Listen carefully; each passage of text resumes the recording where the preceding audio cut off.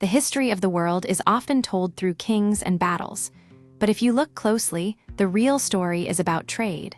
Whoever controls the trade routes controls the world. Thousands of years ago, Mesopotamia was the center of it all. The Persian Empire built roads connecting the Mediterranean to Asia. These roads later linked up with China's networks and became the Silk Roads. Silk was the most valuable commodity, but it wasn't just goods that traveled these routes. Religions, ideas, and knowledge spread too. That's why Christianity and Buddhism moved so quickly across continents.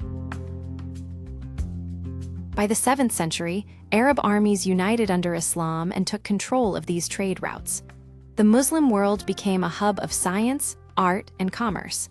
Meanwhile, Europe fell into a dark age. The Crusades weren't just religious wars. They were a push by Europeans to gain access to Eastern wealth and trade. Italian city-states like Venice and Genoa grew rich by connecting to these networks. Then came the Mongols. They conquered the largest empire in history and controlled the Silk Roads. But they also brought the Black Death. Ironically, the plague weakened the rich and empowered workers, which led to a new European rise.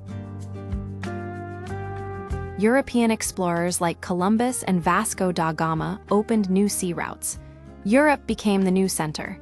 But this shift came at a terrible cost. Slavery, disease, and the destruction of entire civilizations followed. In the 20th century, oil replaced silk as the most important resource. The British secured exclusive rights to Persian oil. This deal planted the seeds for decades of conflict and the eventual fall of the Persian monarchy. During World War II, Hitler's push toward the Soviet Union was about controlling grain and oil.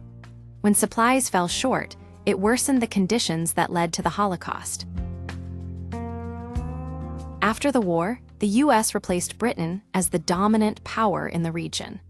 The CIA removed a democratically elected prime minister to protect oil interests.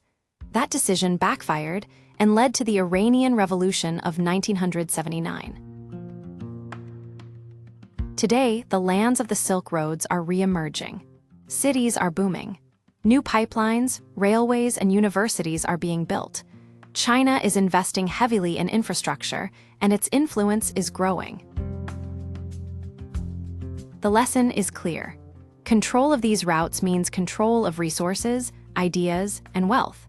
And as the world center shifts back east, understanding the Silk Roads is more important than ever for business and strategy. Please like, share, and subscribe and spread the word.